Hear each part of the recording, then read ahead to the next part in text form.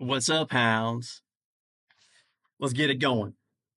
Welcome to Beyond the Dugout. We are four former collegiate baseball players who dedicated all of our time to college athletics. Now we are here to share with athletes or anyone who loves a good story and is curious what happens behind the scenes. The wins, the losses, and all that didn't make it into the post-game interview. Baseball shaped us and God carried us. Tune in to hear all the stories on Beyond the Dugout. 1, 2, 3, 4. What's up, everybody? Welcome back to Beyond the Dugout. We have a very special episode today. As you guys can see, we're missing 1/4 of this Beyond the Dugout. It's a tough loss today. Very tough loss. We're missing you Doesn't now. Doesn't feel right. Does not I'm feel sorry, right Will. whatsoever. I kept looking around. We're Yeah, I missing appreciate him letting us do it without him this time. Yeah. We really wanted to get this one in, and Will sadly had an obligation to school. Shout out to you, bro. Congratulations on finishing up your master's degree and doing your presentation. We're hoping that it's Yeah, going good well luck. right now. Is that it for something. I him? told him good luck. At Yeah, he's practice. done. He's Ooh. well, I don't know if this he probably has like an exam or something, but this is his final presentation. That's so, pretty cool, man. and he graduates I'm sure it feels good. in 3 weeks.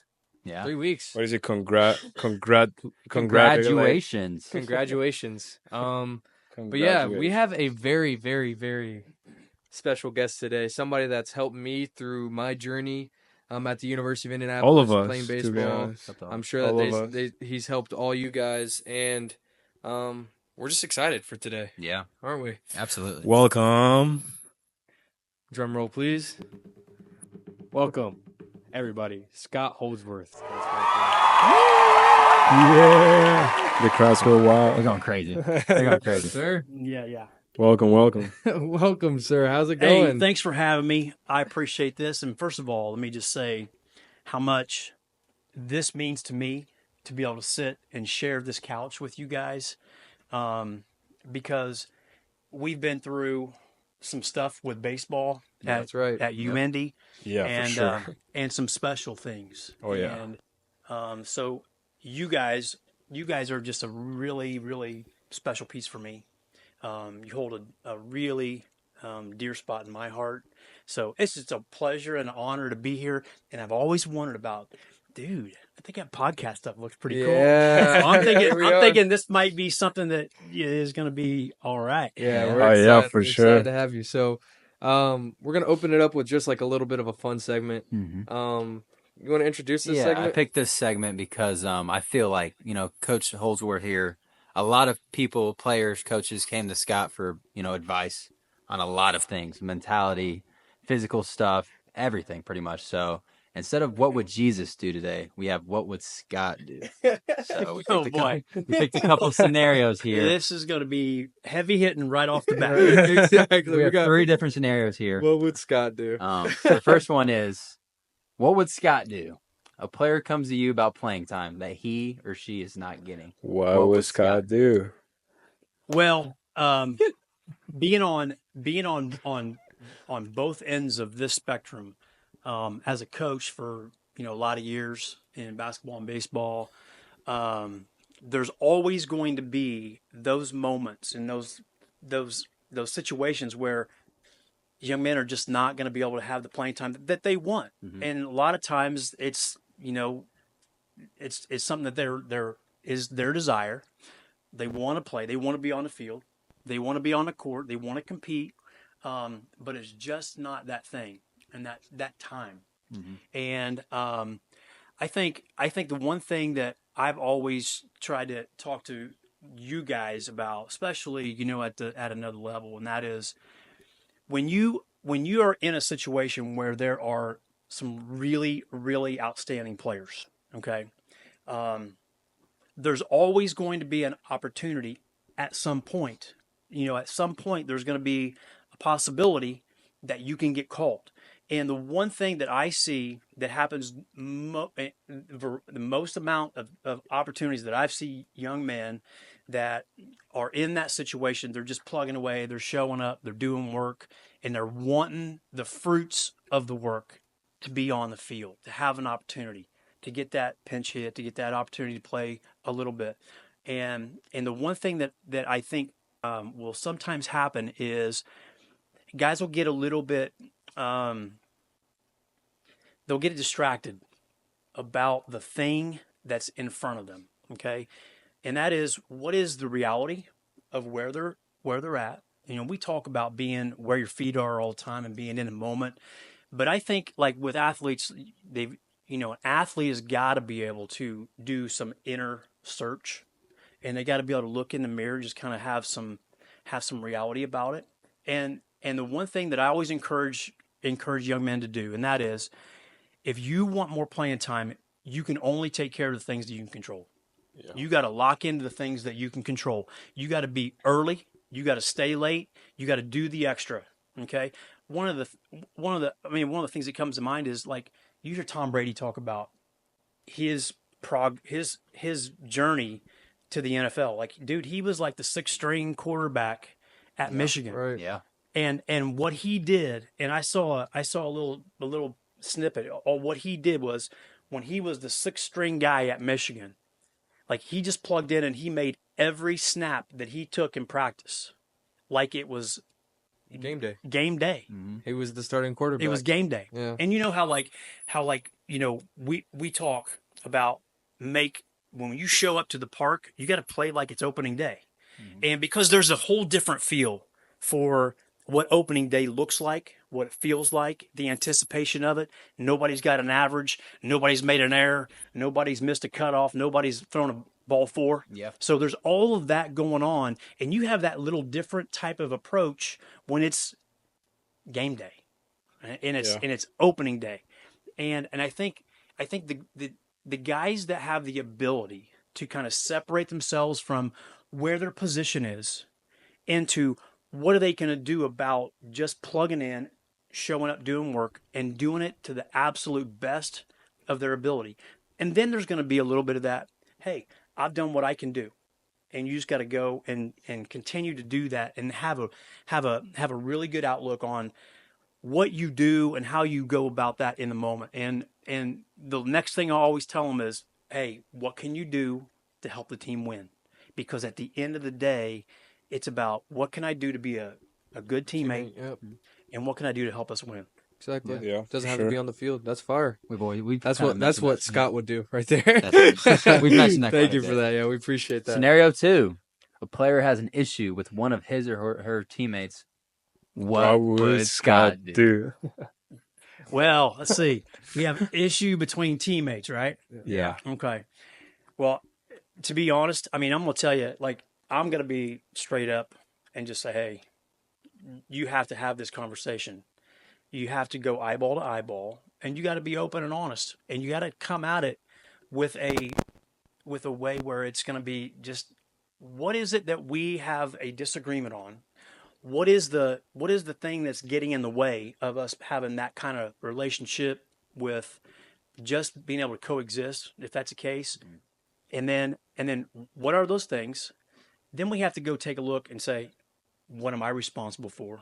Yeah. Right. I feel like That's that's a big hardest, part. Yeah, I feel like that's the hardest thing to do. It certainly is, because, when you get into that point, into that position every now and then, what does the world tell us? What is how we're wired tell us?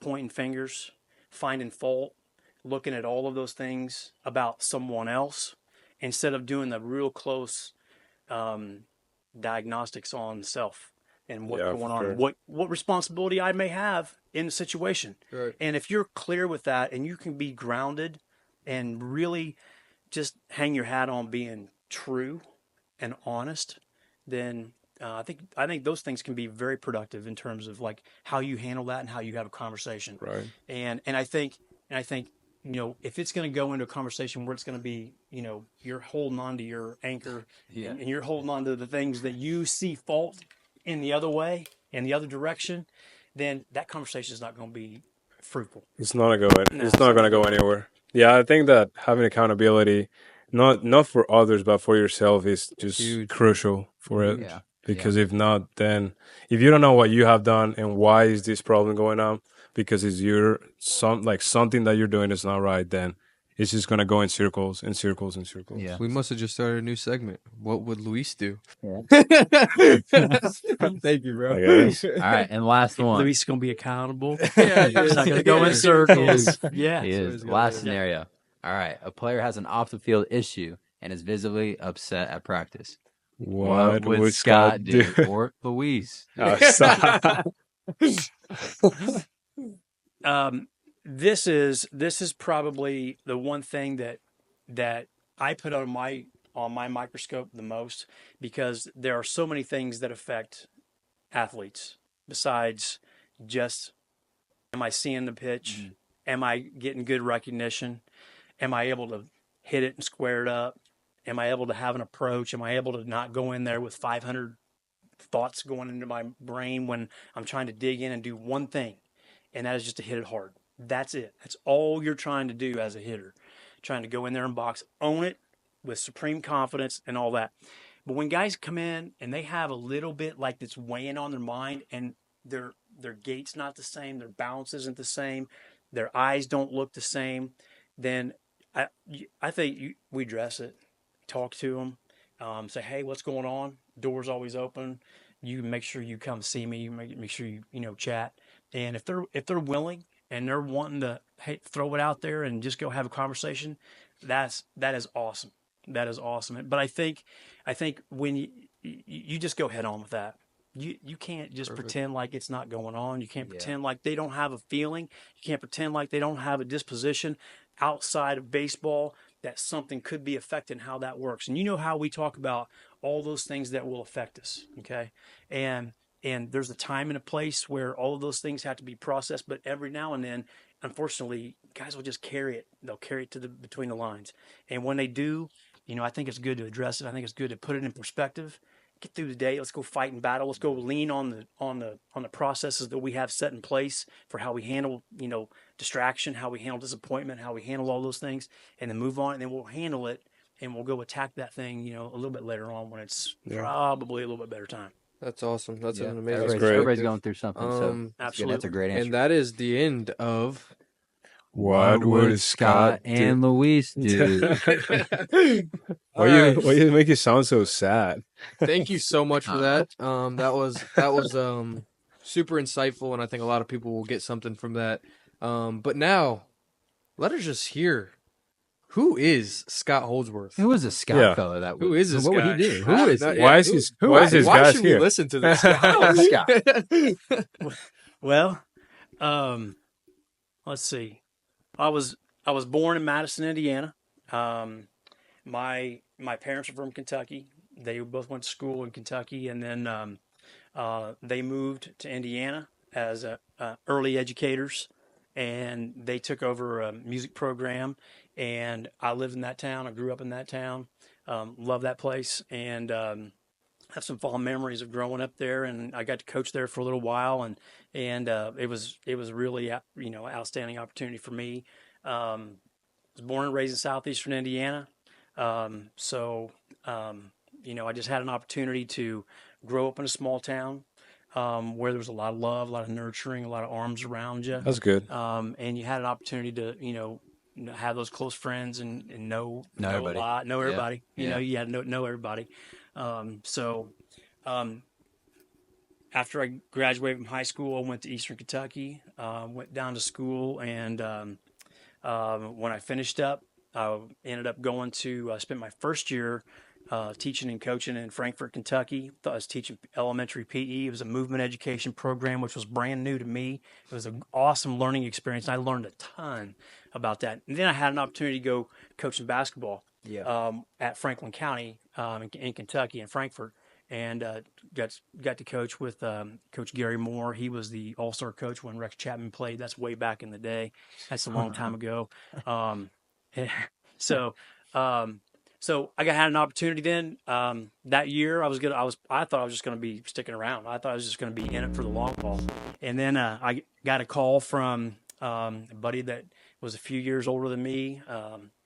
Rob was going to be named as the head basketball coach. He called me and asked me if I wanted to go be a JV basketball coach and his assistant. So I said, heck yeah, let's go. Well, in the meantime, then my wife and I, Kara, started dating. So I just asked her if she'd be interested in coming. So she came, and after that, it's been digging in, being an educator, caring about kids, working hard for them, and then coaching them up. That's kind of what I've been doing. Um, let's see. You want me to follow this thing right here a little bit? Sure, yeah. I mean, is I there mean, if anything you else want. that like the audience might want to know about you? I mean, how you got to UND, I guess. Obviously Macy went to UND Yeah, from IU and everything. yeah. How'd that turn out? Well, I know we had Macy transferred in to University of Indianapolis after going to IU. Went to IU, had a little injury. He was going to have a red shirt, and then he was looking at an extra year of eligibility. He was wanting to go to physical therapy school, so he's wanting to try to figure out how that's going to fit in. Wanted to play, wanted to go compete, win a championship, and do all those things. So found UIndy, and it was a great, awesome, wonderful 4 years for him. He had an outstanding career. Could have been more blessed for him to be able to have that experience. And of course, during that whole time, I was the head baseball coach and assistant basketball coach, the varsity assistant basketball coach, where I'm teaching it today. And so he landed there. Got to go travel around and watch the Hounds play. Yeah. And so I got to know Coach. Obviously, Coach Vaught was there when Macy rolled in, and then Coach Reddy took over the last couple of years. So got to develop a little bit of a relationship with coaches and obviously a ton of the players. So that was kind of special. Then a little bit later on, I was retiring, getting out of baseball, and Coach Reddy his son was coming up, so he asked me if I'd be interested in doing some work with their son and his son's team in the summer. So I did that for a little while, and then he said, "Hey, I want you to, if you do that, that would be great." He goes, "But really, I'd kind of like for you to maybe slide in, and you got any time to work with you guys?" And when you were there was the first year. I don't think you weren't there yet. Yeah, were it you? was. was. Yeah, we I were. came in. Yeah, First it was my year, right? first year for both of us. When Yeah. you transferred junior. in, Yeah, and That was, you were I think you're a freshman. I think that was the first year after Macy as well. That's kind of why I think I asked you as well, because coming from Ivy Tech, they talked about this Macy guy, and I was like looking at his stats. Obviously, coming from a new school, I'm like, Yeah. oh, I got some big shoes to fill, because your son was fantastic at baseball. So you didn't play with him? No, he was a No, shortstop. he He was was- a shortstop before I got He there. graduated. Yeah. So Oh, he He set graduated the he year. set the doubles record yeah, for the Yeah. the University stats of Indianapolis. were Yeah, obviously yeah. as playing the same position. And I'm sure Caleb did the same thing, looking at the outfielders coming from Sure. high school. I mean, Sure. I was looking at him. I'm like, man, okay, I got to be this guy. Well, actually, I was But- looking at you for some reason. Nah. I was worried about the people that were coming in. I wasn't worried about the people that No. were there for some reason. I don't know why. I I was just- like, who is this new commit? Who are they trying to, like? You know what I mean? Like, yeah. I mean, to be honest, in high school, you don't know much what to expect. So you exactly, just- exactly. I didn't know what to expect as a freshman. To be honest with you, I was just like going in there. But Yeah. Macy was a name that like I heard, like, so Still, obviously, yeah, still do. Yeah. Yeah. And yeah. He had a great career, and he he did some really cool things. Yeah. he Yeah. did. What was your So- favorite? What was your favorite memory slash moment of Oh. his career? UND At or whenever, UND. honestly. Yeah, or yeah, you could go wherever. Well, we went to Cooperstown way back, starting back then. Oh, that's sick. That's pretty cool. Went to Cooperstown. He had a grand slam in the first game there. oh god, Had a couple more throughout the tournament. He's had a lot of really cool experiences in baseball along the way. We had an outstanding high school group, and we had some guys that went and played college baseball, and that was a really nice group to be around. Great kids, great baseball guys. So a lot of those guys are still in the game and around the game right now. So. And then he just got to UND and did some really good things. And you guys probably don't know, but like I don't like, it's hard for me to like plug in and go, man, this is a favorite thing. This is a favorite. You know what I'm saying? Like Yeah, I that's try to fair. really, That's fair. I try to like plug in and enjoy all those moments. I would say that. I'd say winning his freshman year, winning the tournament, going to the region, and playing was a highlight. Obviously, he led the nation in doubles and did that. He's in some other categories and top That's 10 pretty cool. in the offensive side. He I think is. probably We checked the record book the other day. Drew and I did, and I saw my name with him at Yeah. number 1 for something, and I was like, "Wow, that's some good company right What there." was it Like, for? I think Remember? total bases. That's pretty Wow, good. that's Total awesome. bases. So I was like, "Dang, that's some good company right That there." is He really was good he company. was a shortstop. He was shortstop. Shortstop. Yeah. Okay, so you were his replacement. That's what I'm saying. That's why when I was coming, That, yeah. You were like, when we were "Look, I together, got some big when we were shoes to together, I fill." was looking at the team, seeing Well, who was you- coming back, who was leaving. I'm like, okay, where's the infielder? And I found Macy, and I'm like, Wow. Man. I'm like, how many home runs does he have? How many doubles? All right. You're like, all right, I'll He- keep up. He gets like in the weight room or he something. he had a few of those, and he Yeah. hit some doubles. And the one thing I can tell you, like with him, I mean, like he was just a really really smart, good baseball player who Yeah. just got a lot out and Yeah. did the work. I was blessed and fortunate to be able to spend time with him and my other son Chancey, who came along behind him, had a little injury. Then he had a little illness and had to step away from school. Mhm. And he's now out in Oklahoma, just living his best life, Wow. doing his thing. We'll That's talk about that in a minute. Yeah. I'll tell you one of the coolest things there's two that come to mind and don't have hardly anything to do with like what that would be like. I remember playing on Mother's Day out in Springfield and having a Mother's Day, and they get to throw out the first pitch. Mom's got to throw out the first pitch. Yeah. Awesome. So I thought that was a Yeah, really that's cool awesome. moment. And then and my mom had ALS, and she was confined to a wheelchair there toward the end of her life. And we were playing on a Sunday, one of those cold days, a little cloudy, and then they were able to roll in, and he ended up hitting a game-winning double to win it, and they rolled in and they got to go see that. So Wow. that was really a special thing. That's great. That's actually great. For me to be able to see her, to be able to do that, and they got to everything as much as they could. I mean, they got to a lot. So That's amazing. so those are a couple of standout moments that I have that I take. That's away. definitely a So, blessing. Yeah. That is definitely a crazy. blessing. Yeah. Now, I mean, Go ahead. moving on into like more about you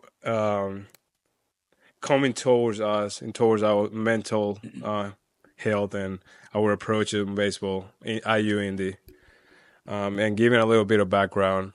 He came in mostly. Well, I don't know how much you came in with them, but whenever I was there, you started coming in regularly, once a week, giving us a speech of different things. A lot of anything related to the mental aspect of baseball. Mhm. And Really the mental aspect of life. Too, even life, yeah. To be honest, but yeah. I mean, yeah, baseball and life are hand to hand. Exactly. Yeah, Baseball is a game and of or life, any sport, literally. yeah. Well, Yeah. baseball is the hard game. Yeah. It's a game of failure, right? Mhm. And in life, our walk is filled with failure. Failure, yeah. Every How you get up every turn, there's failure out there, and how For we sure. navigate those landmines and how we navigate those happenings is really really important. So Yeah. we just connect Yeah. that into the baseball side of things. I think the first year I was just going to come up and just work with middle infield guys. And I Yeah, was, you were my infield coach. Yeah, I and never really had one, and you obviously were my favorite because you weren't around as much because you were coaching other stuff right. too. I but- was coaching, Yeah. and I remember there were a couple times I'd send you videos. Yeah, I was just about to I was like, mention. hey, V, Yeah. you got him, dude. Yeah. So I'd send you a little 45-second clip. This is what I Yeah. want to get. This is what we got to get. I don't fun. even think they know that. No. Because it was I don't just- know. I don't think Drew was- I remember you telling me though. I That's remember it. you telling me that like he would send you he Yeah. would send you Which stuff. is, I'm gonna be honest. My time at UND, you were my only really infield coach. I had a GA that left my first year, but Yeah. every drill that we did was me, and I was like, I don't really know what to do today. What should we work on? But then you were the only coach that like sent me something for like to help me out, which obviously we needed. and that. you were Yeah. you were the coach I was there. coach, yeah. You sent me a video, and then And then the you times would you'd be use there, I'd that, be yeah. really grateful. That's But I actually love the cool. videos you sent me because really, like I said, even at JUCO, I was the infield coach. I never really had a coach, so I obviously appreciate those videos. Hopefully, I have some Well, still. so I mean, like to be able to do that, that first year, I was hit and miss because I was still coaching. yeah, And there was a lot going on there. And I just couldn't be there. And Coach Reddy was like, hey, I want you to just whatever you Whenever you can, whatever yeah. you can. That's great. So we got through that first part of the season, and the season had started. We kind of got going. I was like, and it was just a little bit of a rocky road, and it was a little bit kind of like, I was like, so I just said, hey, what are you guys doing to handle like the mental performance and that kind of stuff? And it was like, well, we kind of used to do that, and then COVID came, and then I was like, here we go. I was like, he goes like, well, you want to do something? I said, well, sure. So that next week we just plugged in and we got it like on the back half of that year. Yeah. And then the next year we started right away. That was a 2023 year, right? That was like the year the one that That's just insane. Yeah, what is insane. have you enjoyed most about that like being our mental coach, like our Oh boy. for the baseball team? Wow, there's so many things that I take from that. Number one, the relationships building with you guys. Yeah. That's just the coolest thing for me. I mean, it's just the coolest thing. And like being here is just so awesome. Be able to just sit down and just have some chit chat with you guys. Right. I would say the things that I take away and I decide the relationships built is being able to equip you guys with some things that will help you to be able to handle the adversity, handle the situational stuff, to be able to handle what it is that comes your way. Because in baseball, you're always a moment away from something that we don't want, that we don't desire, that's right in front of us, that's going to maybe pop up and happen. And if we can't get into the next moment and have some strategies and have some things that we need to be able to put into place, then that becomes kind of a train wreck. Because if you start thinking about the things that have happened, and then that's going to affect the next thing, it's going to affect the next three things, and then all of a sudden it's out of control. We're sideways and we're in the weeds. Yeah. Snowball effect, yeah. So the one thing that I've really enjoyed is being able to see guys really be. I think guys have been pretty intentional about trying to get some things put in their tool belt to be able to take to the game with them that they can use, that will be able to, just get them through the hardships that come your way as a baseball player. And it's the hardest thing. And obviously, I challenge everybody to, do a lot of things and really consider a lot of things. And I'm hopeful that they do. And it's not going to land the same with everybody. I get that 100% because there's different personalities and, different, guys have different ways about doing things. But at the end of the day, there's some rock solid things out there you can hang your hat on, and it will help you to produce and help you to be in a space where you're not preoccupied about all the other stuff that's going on, especially when the bad stuff comes. Yeah. So. Okay, to build off of that, do you think that we would have gone to back-to-back World Series without your help? Oh man, Take some pride. 100% loaded question on that. That's a simple answer. It's a He's yes like, or nah. no question. He's like, nah. Yeah, just Nah, y'all need Yes me. or no? Yeah, it's a yes or no question. yeah, you guys could have done it. Because if you ask me or ask I would any of say I'll no. say no. Yeah. I will. I think- really would. I think that I really asked this question so that we could give you some kudos for real, because we knew we knew you would say no, but like, I mean, we knew you would say yes, like we would have been able to do it on our own. But you've taught us all that at the end of the day, it's the little things that go into big things, that go into even bigger things, that go into even bigger things. So even if somebody just takes a little bit of what you said or what you've taught us, it had some effect on us getting to back-to-back World Series. And we appreciate you, because I think that it's helped not only our play, but also the camaraderie of the team. I think that my freshman year, his junior year, and then the year after, we had a lot of like soul searching to do. We had a whole lot of like things to do like for the culture, and you were something that came in and impacted the culture in the right way. So we appreciate that. Well, I appreciate that. Yeah, and we have talked about it before. Sorry, but as you said before, like it was like once everything started coming up together. Whenever you start coming around. Yeah. And everybody start to have the same focus, because I think the main thing that wasn't clicking on us, on the whole team, was that everybody was kind of like bought in, but at the same time not bought in. And whenever everybody, well, I'll say 90% of the team start having the same focus, which is the big picture, the World Series, or be national champion, everybody start working the same way that everybody start working the same way that it had to be worked. Not just kind of like half doing things, or I think I'm doing enough, or I think I'm doing this, or I'm just going to work on myself and not care about the others. Everybody start getting everybody accountable. And that's wherever you came around and showing us a big picture of everything, which it had to be done. Well, I appreciate that. I do. That means so much to me. And that's what my purpose and what my drive was, to be able to organize some things and get that stuff to you, and to be able to follow up with you, to be able to meet you in person, eyeball to eyeball each week was awesome. But then when the season got started, I was like, dude, I can't get up there every week. Mhm. So I just started sending videos. Yeah. And Yeah. when I What's up, started, hounds? What's up, house? Favorites. when I like when that. when I sent the vids, I was like, you know what? I'm just gonna go plug in week to week to week, and just go find something that we can go look to rethink about, and something to look forward to, and something to really dig in and have some reminders of, what the heck we got going on in front of us. So we sent the vids every week, and I just plugged in from series to series, and like, I'll just tell you this, like every week getting ready, like my prep started as soon as Sunday was over, and That's fire. and I would go through and I would look, and I got to watch. I didn't get to sit down. I couldn't watch every single minute of the games, but when I could watch, I could watch. Then when I would go back to the dots, I would go in, reconstruct it in my mind as far as how it went and how things were playing out, just by looking at the dots and going through the game summaries and all that.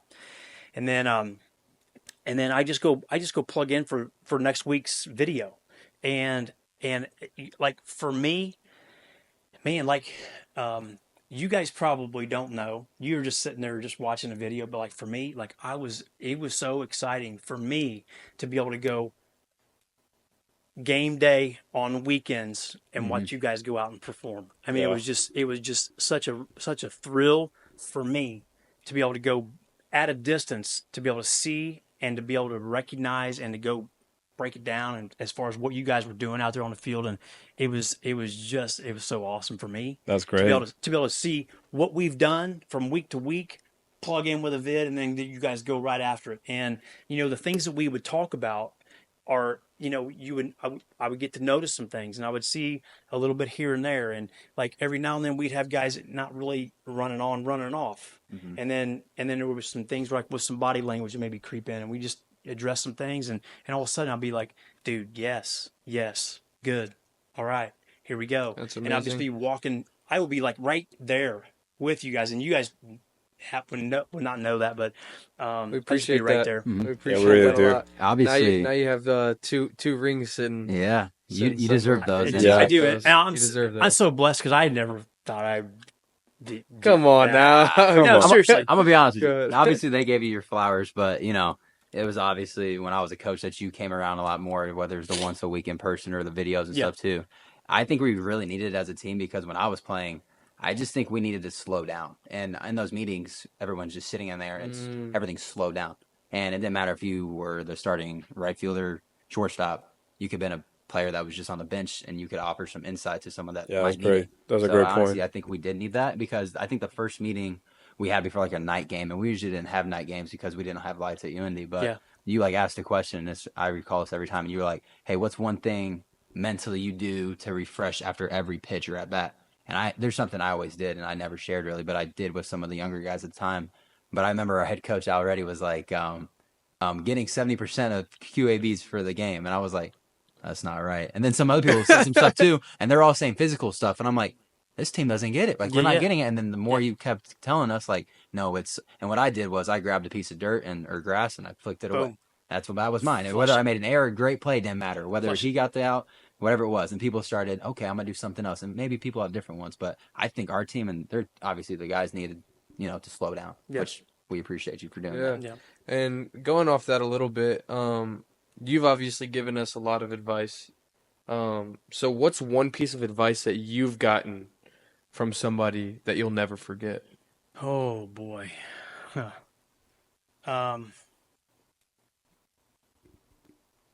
Man, that's a hard one That is a tough because one. That's a loaded one. I've been around some really, really awesome, wonderful people that have been able to help shape and mold me, and in coaching and in life. Boy, oh boy, oh boy. With coaching, I mean, it's just like you've got to go out there and just coach them hard. And I always thought, man, when you go into coaching, like you got to go dig in and you got to throw the time out there, and you got to be committed to the learning process, committed to the education part of it, and then you got to make sure that you go into it, and the decisions that you make, you got to be able to walk out of there and look in the mirror and have a clear conscience, so you're doing the best for what the program is and what you're doing for those young men out there. So that was one thing that I was told. I think another thing that I was told is, you can't have a zoo without a few animals here and there. So it's not about the Jimmys. That's true. That's a good one. It's Never heard that before. Like that. Neither, actually.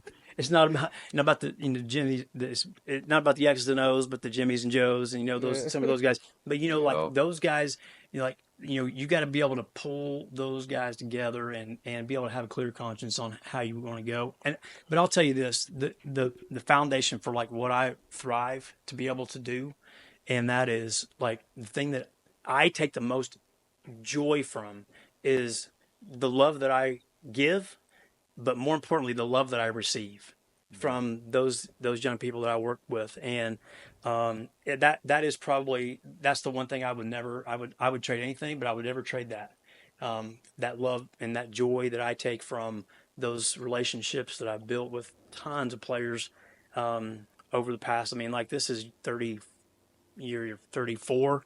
So I was like, coaching for 32. So, it's been a grinder for a while, but like, man, it when I look back on it, it seems like it's just gone so fast. Yeah. So I think something that you said that resonates with me a lot is just like how we couldn't be ourselves without the people that's had their hands inside helping us mix together like who we are becoming, right? So like I think it bothers me sometimes when people act like they got somewhere all by themselves, because that's never the truth. Like you are solely, yes, you have done stuff like to get you to where the place you are. Nope, like I'm just talking in general. But there's so many people that have came in and touched you and helped guide you and given you advice and helped you grow into the person that you've become. Pushed you. Yeah, exactly. And I like that a lot about you, because you're just real. Like you tell us exactly, like you're not the man you are today solely because Scott Holdsworth is the man. Like, you know what I mean? So absolutely. I think that's Absolutely. really cool. Thanks for that. We appreciate that. And like when an individual has successes, then you can point in all directions to those people around you. But I think more importantly is like when we have failures, when we fall, it's like, dude, it's about who and how are you gonna go trust, be able to get back up and go do that thing again. Fire. Yeah. Just go do it again, because we all stumble, we all fall, we all have those things that are, just not what we desire, not what we want, not what we planned, and move on. There's another moment. It's just like I was telling. Throw the piece of grass. I was telling somebody. We only have one day. There's only one day. It's today. Right now. It's today. Like yesterday has already happened, and tomorrow has not yet come. So if we are concerned about all the things that have happened in the past, and we are jumping over today and looking over into what's going to happen tomorrow and next week or next month, and what can I do now to position myself? What's it look like way out there? And you're missing the best part of life, and that is where you are now and how you can find a way to like create joy and create some kind of, you know, relationship with people and an opportunity to go just take the most out of the day that you have right now. I have. Um, do you think that all this mentality and all these things that the way that your mentality towards things are shaped, sports wise, coaching wise, uh, teaching wise, all of that, it's because of you, like that has to be related to how you view God or how God impacted your life? Do you think that's linked to everything? Well, there's no doubt that he is the core of how I've looked at some things. And I'll be honest, like when you're a young coach and you're out there just scraping and scrapping, like there were times, man, when I took my eye off and I was worried about and concerned about, you know, how are we going to get through the ball screen? What are we going to do on handoffs? What are we going to do when we don't have the size? What are we going to do this, da, da, da, da, da, da, da, da, all that? What are we going to do when we only have 1.5 pitchers and we've got, you know, 3 C pitchers? You know, how are we going to piece that all together? All those things. And there were some times, man, when it got a little foggy, you know what I mean? And I can only know this because when I look back, I'm like, dude, there's no way I was doing it on my own power. Like there was a time when he was carrying me through, you know, those moments, those struggles, those times when I was just like a little bit, you know, off course with him and my relationship with him. But boy, I look back on that and I'm like, boy, I wish I would have recognized some things, you know, more so during those moments, during those times.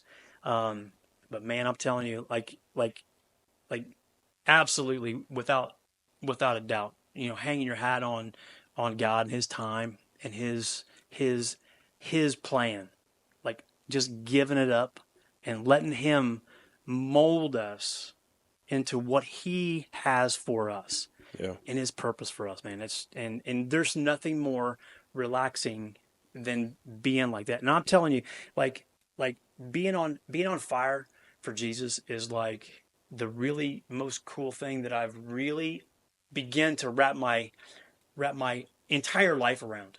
And it wasn't always like that. I grew up in church, you know, I knew all the stuff. I was around it. I was, you know, that was not a thing. But it was like all these other things began to be the things that were pulling on my attention, and I was given those energies in that direction. And I just know now. I mean, I've learned so much about my relationship with him and how that whole thing works, and how blessed that I am because of him and what he did for us on the cross, and you know what a wonderful week we have this to be able to, you know, remember and to be able to go through this week of leading up to Easter. So Yeah, for sure. Yeah, that's amazing. I think that I mean, obviously that lights a fire into me. Like, if there's one thing I could give anybody, it would be to have that fire for Jesus. Because once you feel it, it might dim down some, but that fire still is inside, so it can just raise right back up. So and let me just, I hate to interrupt, no, you're good. You're but good. let me You're just good. say, like when you and like, you know, when you talk about like coaching and position and like where you are and the community and all of that, and you know there's all this stuff, like man, I'm telling you, when you can just go go in search of that one true thing, that will it'll negate so many things, so many like concerns, worries, troubles, all those things. It'll negate that. And boy, I've just been so blessed to be able to to be able to really dive in with like within the last 5 years, 4 or 5 years. I've really been able to zero in on that. And here's the one thing I would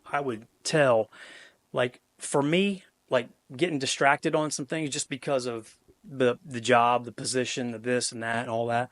Like the coolest thing ever, the coolest thing ever is to be able to seek him and find him and to build that relationship, because all this stuff that we do every day, we want, and he wants us to do it the best that we can, but we got to glorify him along the way in every little step and every little breath that we take. So if there's anybody that, like, if you're a little lukewarm on some things, with them, and like, dude, I'm just going to tell you, I'm encourage anybody out there just to go ahead and let your guard down, give it up, and let him take the reins, because it is just a really, really amazing feeling of peace and joy. Absolutely. That's Thank you for that. beautiful. Yeah, We'll that's- have more. We'll get back into that here in a second. I guess I'll transition it to a little bit goofier, I guess. hold on. Yeah. Hold it there for a second. I just want to check if my phone. His phone died. No, my was. We're good. Are you good? I've been freaking out. Yeah, but Yeah, I know. He's been freaking. All right. So just to transition it to like a little goofier Go ahead. side. What obviously you've coached for a lot of years. So what's been the funniest or the like craziest thing that a player has come to you with or you've seen while Man. coaching? Oh, well, when I when I first started coaching baseball, way long time ago, we had a couple of pranksters, and they were pretty good. But they were characters. They were characters. Hey, And you I can't have a zoo without some animals. yeah. So I remember we go out, and about the middle of the second inning, like, my catcher was back there, man. He was just standing up in between, just moving around, and somebody hit the old jockstrap with a little bit of icy hot. no. Oh, dude, it was, That's it was brutal. hilarious. No. Oh yeah, What? that was Gosh, That was, dude, that's How awesome. did that you was- handle that? What, that what was would good. Scott do? How'd you Well, handle that? He That's laughed. pretty funny. That's pretty funny. You I'd can't laugh. do anything else. yeah. but laugh. I mean, you got to address that. You have to address that. And at the same time, like, there's some safety concerns you got to be Oh, for aware sure. of. So it's just one of those things where oh, that's hilarious. and I think like sometimes if you just blow it up where it's really big and it becomes a thing, then all of a sudden all these other things begin to take life. Yeah, So that's hilarious, man. just That's a good one. that's a good one. the first one that That's a popped good in. one. What do you Yeah. think about when you were like the beginning of the WhatsApp Hounds videos, like the Did you like reels? that? Obviously, I created those. Yeah, like, he- you just gave me inspiration. I was gonna make those videos anyways, but I was like, what can we use? And you sent that morning, and obviously we watched those videos at like 6 or 7 in the morning. So we're all in the conference room eating, and I'm just like, man, what do I use? And all I hear is, "What's up, Hounds?" And I'm like, that's it. That's what we need. We need Scott. We Yep. need Scott. Did you enjoy those videos? Oh yeah. Yeah? They were good. I really enjoyed those. And I'm like, well, the first time I got on there, my very first video, I'm like, well, how am I going to start this off, and what am I going to do to wrap it up? I mean, that's the first thing I'm thinking. I'm like, dude, I It's got like, come on so, now. So I just normally, and what I do, and I tell our guys now, I'm like, dude, I'm just hitting the button and we're going. Yeah. Like, I've not had, Yeah. I'm just a one take dude. Yeah. Like, that's it. So, It's impressive. but That's pretty good, actually. but Yeah. I will say, like, my prep in my mind is from the day Sunday's over until I go push the button. Mhm. Like, I'm prepping and getting ready. And so when it comes time, that first video, I just hit the button. I'm like, what's up, Hounds? Yeah. That's fire. I love great. it. I love it. do, And then I just wrapped it up. And I do remember you sent us a video from like I can't remember what city it was, but it was windy. Like Was it I remember it was so windy. that would have been what, two He was in Oklahoma. or 3 years I ago? think so. Yeah. Out in Oklahoma. Yeah. And Chancey was out there at Buck Ventures. They have the big summit. So my wife and I go out there for 3 days and we help out just any way we can, just to help out. It's a big thing. So we're out there, and I'm like, dude, I got a video. I got to go crank this thing out. Yeah. So I'm like, where's a cool spot to go get to? So I went over, and there was a big lake back there, and the dudes were in a rifle range down there behind me. So I just took my car down. I backed up where you could see the lake, and I just There you go. found a couple of suitcases or whatever in the back of the car and just popped up the camera, and I just went out there and went bang, hit it, cranked it out. That's awesome. Yeah. It was just funny because it was kind of like, you know, Oh, it those reporters that they're like, yeah, it's like It you was can like a barely tornado hear or them. something. Dude, it was Yeah. windy. That's why I was like That's awesome. losing my voice, just trying to yell into that thing, so you guys can hopefully man. hear me. That's amazing. Okay. You have 30 seconds to give us a pre-game championship speech. Give it right to the camera. What advice are you giving? 30 seconds. Championship game. Championship game. We're going into the championship game What are you right saying now. to the team? What are you saying to us? 30 seconds. In 30 seconds? Yeah. 30 seconds. Timer starts now. Now. Straight to the camera. You got to give it straight to the camera. Gentlemen, Oh yeah.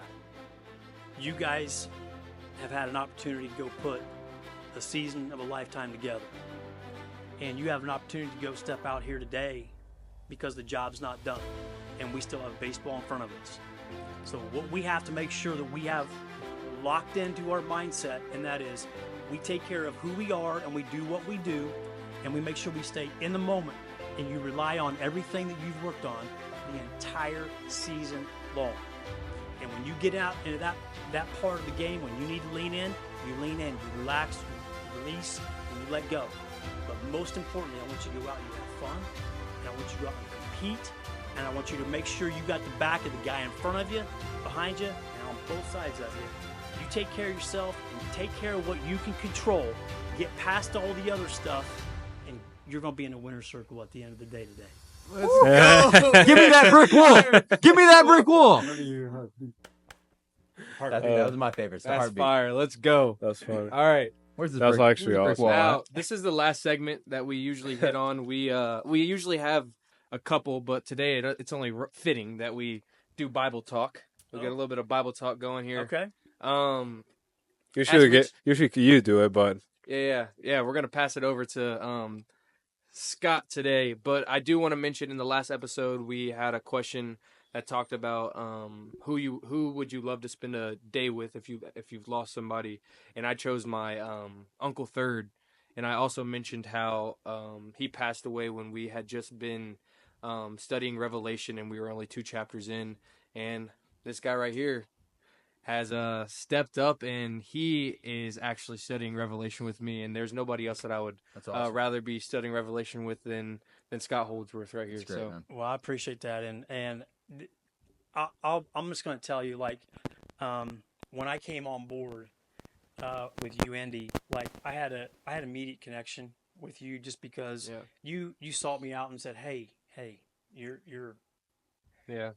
so, and I said, yeah, and so then that whole thing has gone, and the one thing about like all of the baseball stuff and the mental performance stuff, like there are so many times like in our meetings when I just kind of would have my little my cards or my papers, and I just kind of have an idea like what I wanted to make sure I covered and make sure I didn't leave anything out of like major importance. Yeah. But like when I would get out there, I mean, like there were some things that I could just feel were just being Christ led for me. Absolutely. And absolutely. A lot of the things that you did say come from the Bible, I would say. Like a lot of the stuff that and it's kind of it's crazy kind of wild. because like when I would prepare, I would have an idea about how these things, but I would just find myself leaning into that without being like Intentional. just like creating or quoting scripture, Right.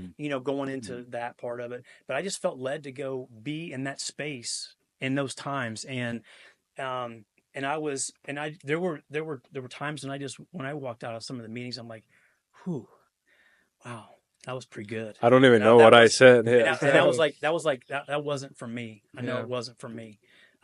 So just giving him the glory, and just after I have that little moment of like, whew, I think that was pretty good. Yeah, absolutely. And then just being able to say, hey, thank you for being with me in that moment, and being able to provide a message that can be meaningful and purposeful, and some people might be able to gravitate to. And so yeah, it was. And the thing about it is that That's fire.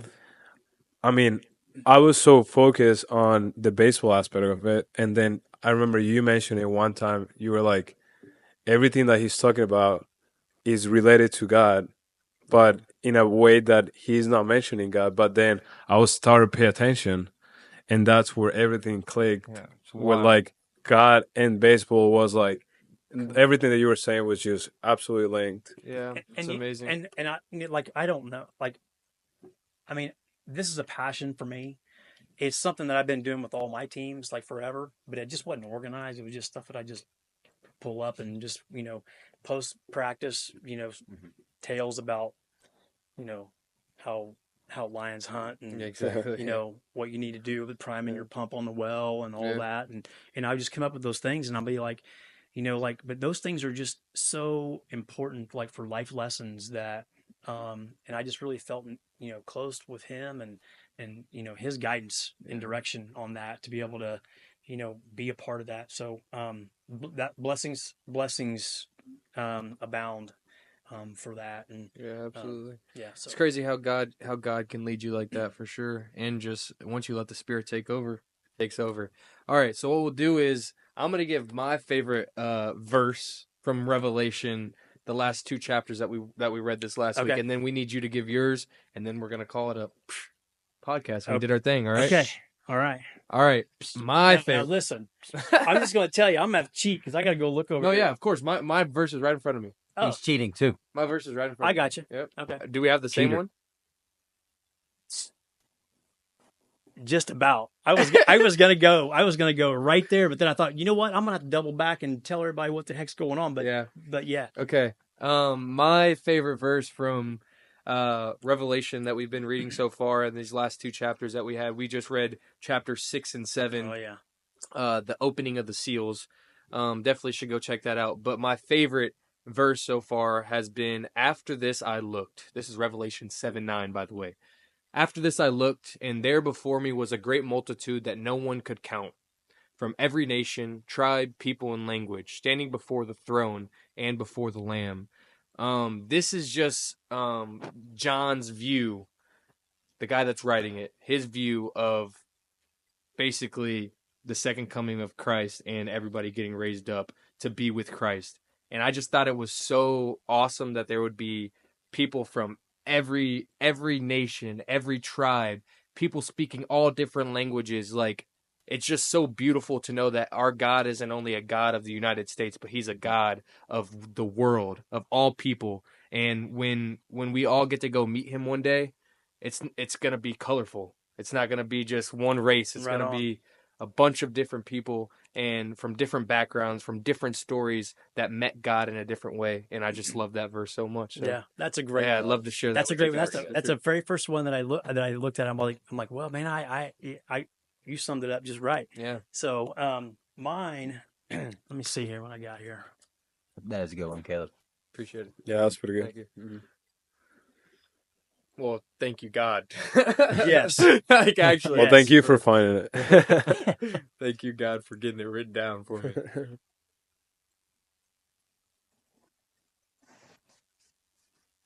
This is in Revelation 5, and this is verse 5.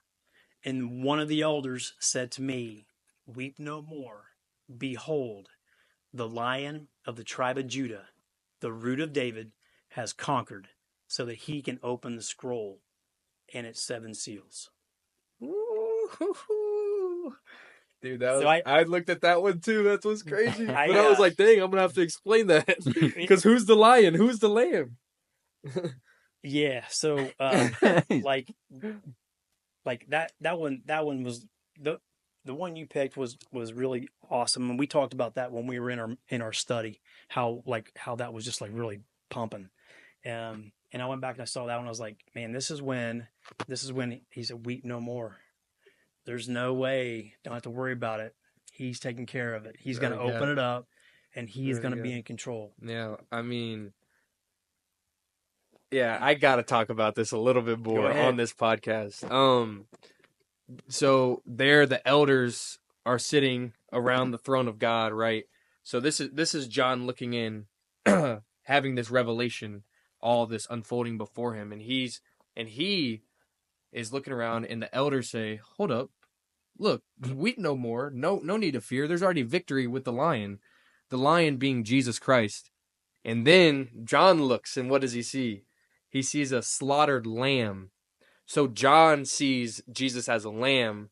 the slaughtered lamb for all of our sins, but the elders who are with God see him as a lion. So when Jesus came the first time, what was he? He was the perfect lamb, the ultimate sacrifice for all of our sins.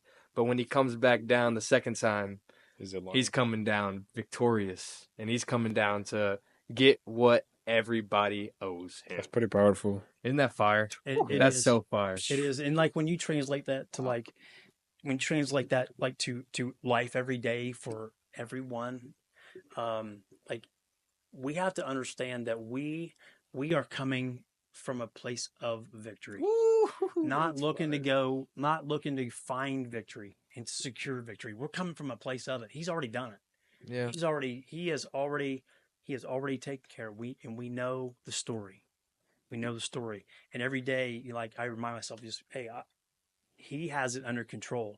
Yeah, he does. And I'm just going to continue to just come from a place of victory and just all the things that come our way, we're going to handle them. Yeah. We're going to deal with them because that's what we do. And that's what he wants us to do. Yeah. But at the end of it, like, you glorify him, and because it's all because of him. Absolutely. That we able to do the things that we do, and for us to be here tonight. Yeah. So I pray that everybody can find victory in Jesus Christ, because he's already won it all. he's won it. So, all right.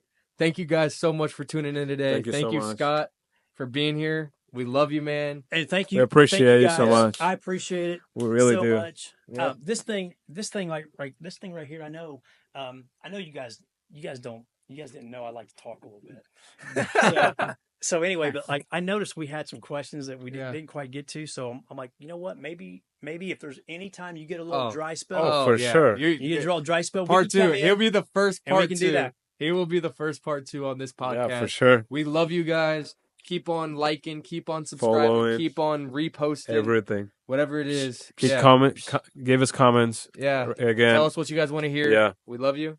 And till next time. Love you Peace guys. out. Next Peace. time.